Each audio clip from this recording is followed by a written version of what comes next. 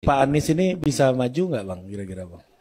Ya gitu aja nih pertanyaan Gini, saya konkret. bilang, kalau mau jadi capres berat, dari semua sisi kalkulasi matematikanya susah. Tapi kalau mau jadi cawapres masih terbuka. Kalau capres ini taruhan mau nggak Bang? Boleh taruhan, boleh. Ya, berapa? Taruhan Alphard juga boleh. Part dari sosok pengamat politik Hasan Nasbi.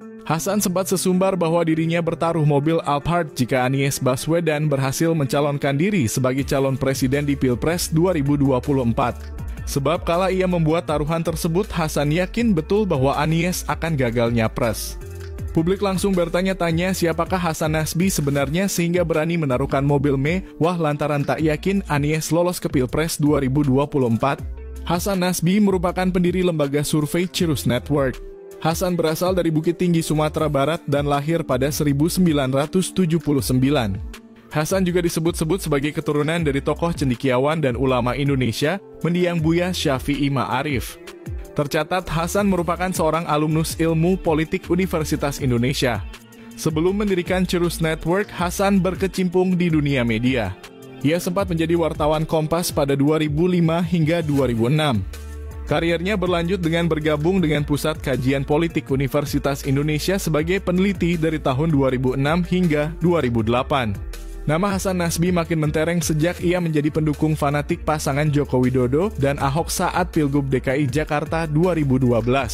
Hasan dikenal publik sebagai sosok yang kerap mengkritik Anies Baswedan.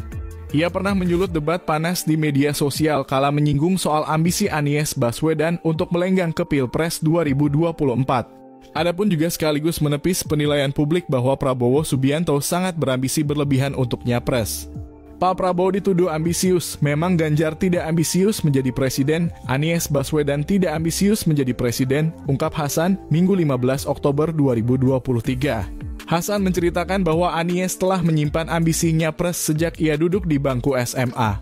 Anies Baswedan sudah membayangkan dia jadi presiden sejak pulang dari AFS loh, ujar Hasan. Adapun dalam cerita Hasan, Anies menuliskan secara serius bahwa ia bercita-cita sebagai presiden kala diminta menuliskan harapan di masa depan. Yang lain menulis dengan main-main, dia menulis dengan serius seandainya dia jadi presiden. Dari SMA itu AFS kan SMA tuh udah pengen jadi presiden. Mau kita bilang ambisius enggak? Sambungnya.